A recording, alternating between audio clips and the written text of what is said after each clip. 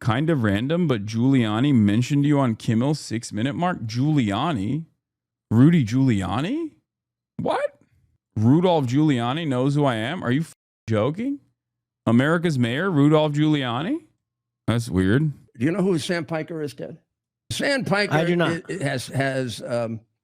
Sam Piker has how many people? 2.8 million followers on Twitter or Twitch. Twitch is different than Twitter, right? Right. What the hell is Twitch? Is that another Chinese it's operation? I don't believe so. It's for gamers primarily. So we're on Twitch. We are. Well, let's get off. This guy. Well, no, actually, no. I'm wrong. I really want to make a different point here. This guy immediately went on right after the 2 young people were killed, and he said that it was a false flag operation. That's not what I Meaning never said that.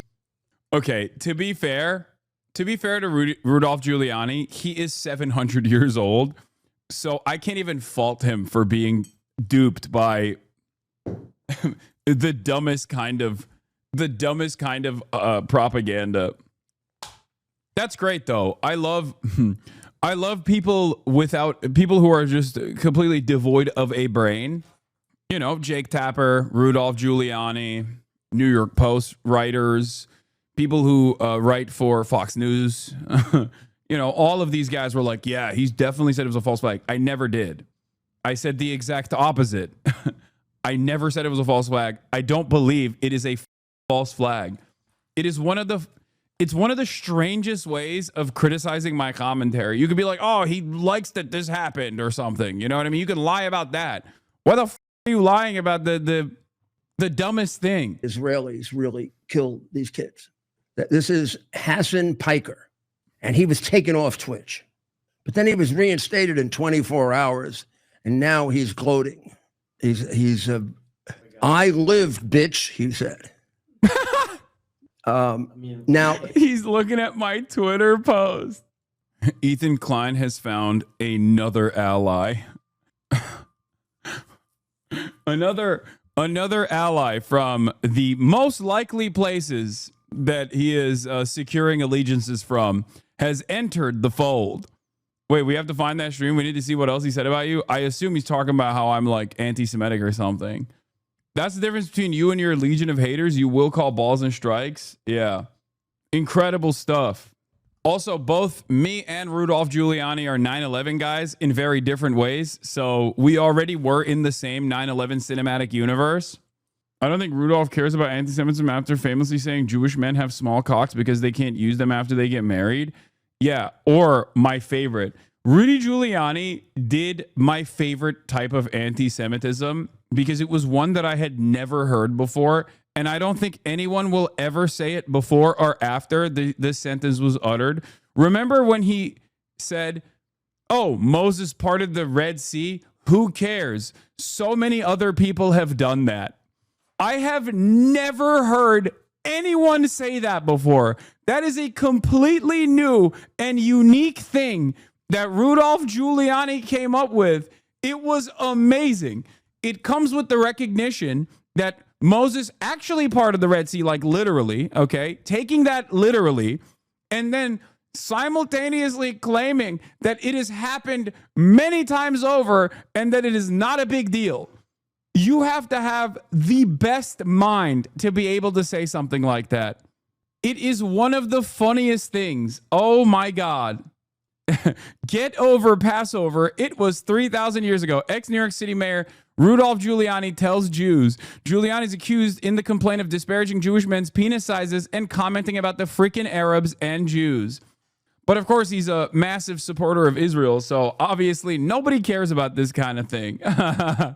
Oh, it's so funny. Dude, get over the Passover. It was like 3,000 years ago. The Red Sea parted. Big deal. It's not the first time that happened.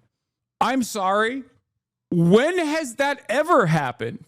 Like that's never, what are you saying? I love that.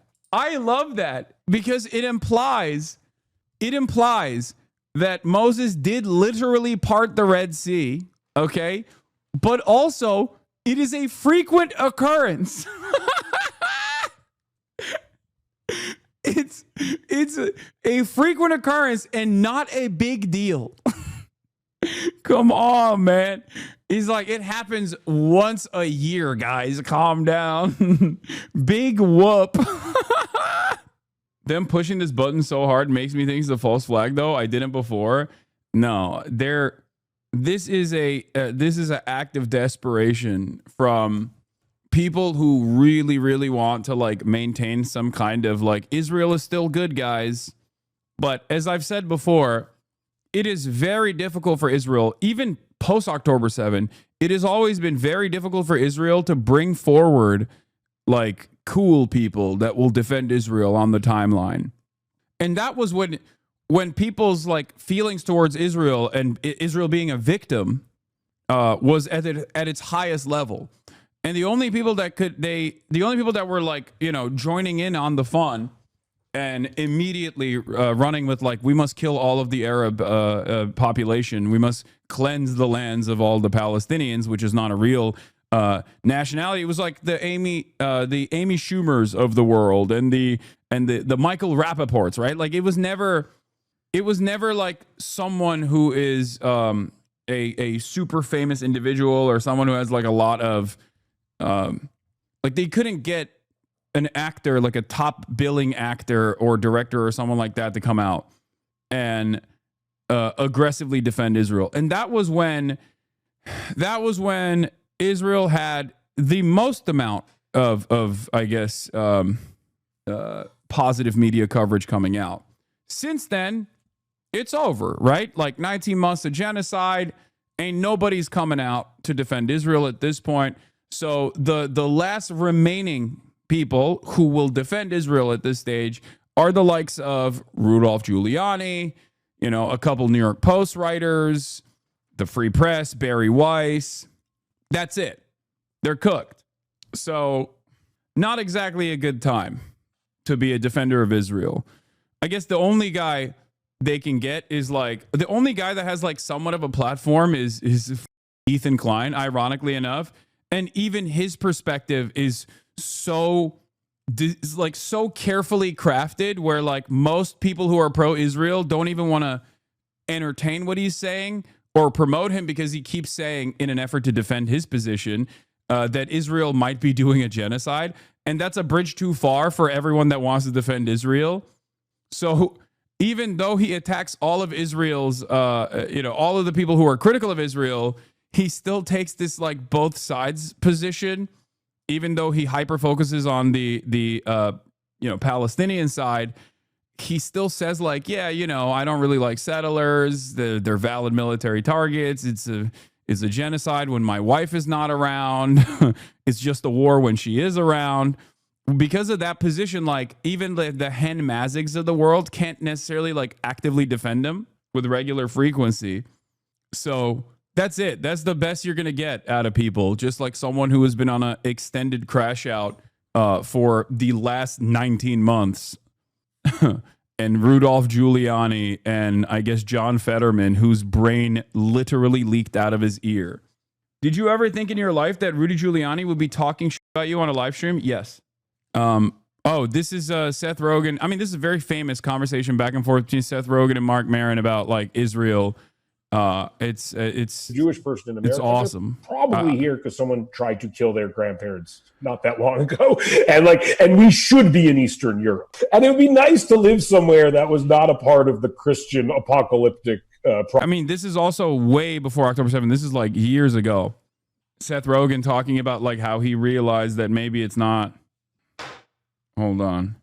Prophecy is also probably a good idea. It's like maybe settle somewhere that the Christians don't think you all have to die in order for the and then they want us all to go there. They need a certain number. They of need Jews. us to go there so we can die. So the apocalypse. But Christians they need us for their ridiculous vision. And exactly. they're not like our ridiculous visions are temporarily parallel. Would you ever go live in Israel? No, it would be, to me, it just seems very like an antiquated thought process. Like if it is for religious reasons, I don't agree with it because I think religion is silly.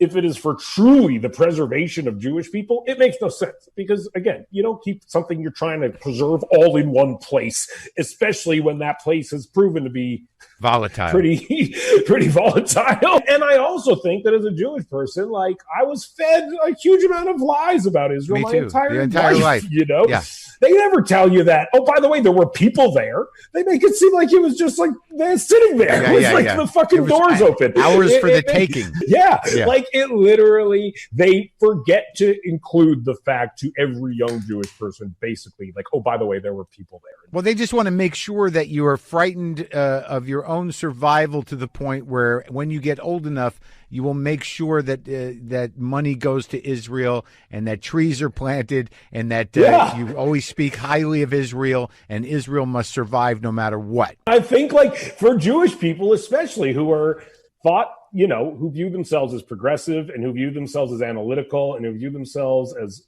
people who ask a lot of questions and really challenge the status quo, like, you know, what are we doing? Well, yeah, I mean, well, there's a thing. I mean, I get frightened to talk about it. You know, you start. I know. Yeah, I mean, it's Seth Rogen is the man. He's awesome. He's amazing. He's always had incredible takes on this.